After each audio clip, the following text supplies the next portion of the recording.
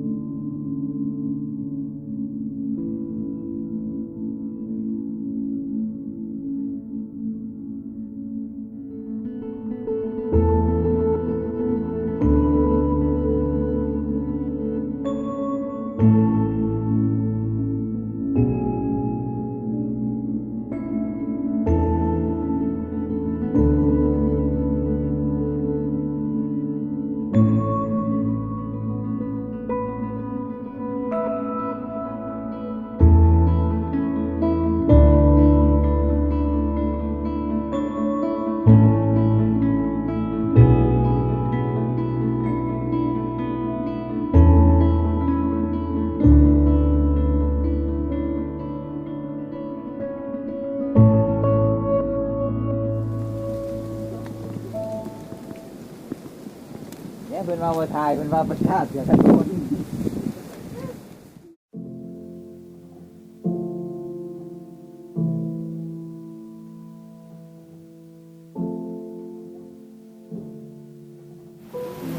สลานี่เฮ็ดแต่รุ่นเนี่ยติโอ้ย10 บาทคุณบ่เฮ็ดใหม่เนาะกำนึงนะปล่อยให้นางพัดเจ้าได้แล้วทีนี้นี่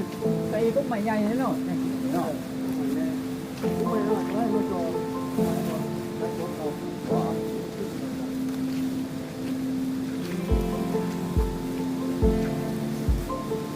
ไม่ได้มีครับของร้านแต่ทุกคน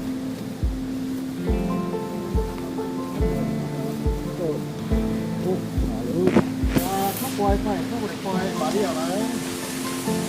นี่ใช้ปล่อยที่ปล่อยถ้าจะมาไปก่อนเจ้าหมาอยู่พุ่งอยากจะตั้งพุ่งมันพุ่งต่อเก็บโอ้ยยอมต้องเหมือนพวกใหม่วะเนี่ย อยู่แล้วมาเลย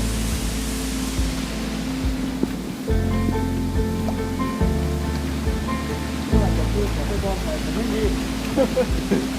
ไปน้ำมันเดี๋ยวจะไปเนี่ยวันรู้หรอมาคอยได้เนาะทำตัวแดงแล้วอย่าลืม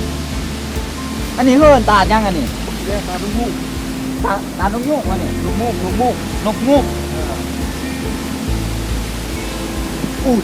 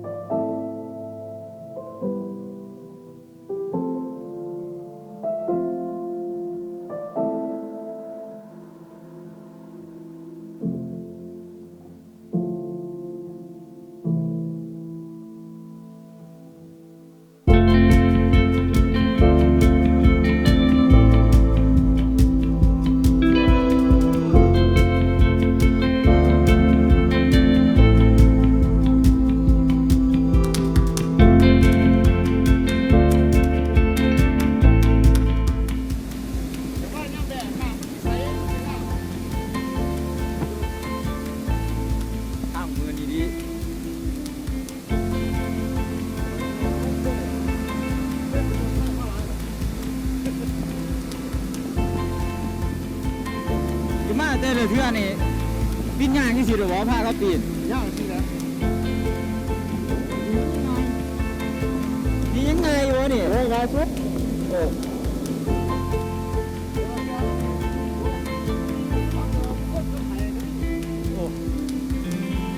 ลงไปนี่ยังเดินป่อ มันเป็นอะไรเนี่ยที่ปากไปเหี้ยลงเลย ลงไปนี่จังแมนนี่ โอ้ยยังอีกประมาณ4 ลัก สีรักลงไปเลยนี่ จึงจะมาพักเที่ยง โอ้นี่สีรักโอกาสหนะ พอแล้วเลยพวกที่จะมาหน่อยข่าวหรือจะคอยต้องด่า โอ้พวกมันน่ะ แล้วพวกนี้ตามนี้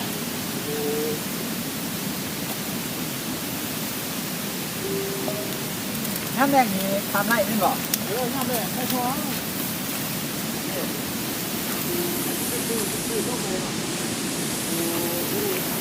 ต้องมีมันจะมีข้างนี่ไงเดี๋ยวว่า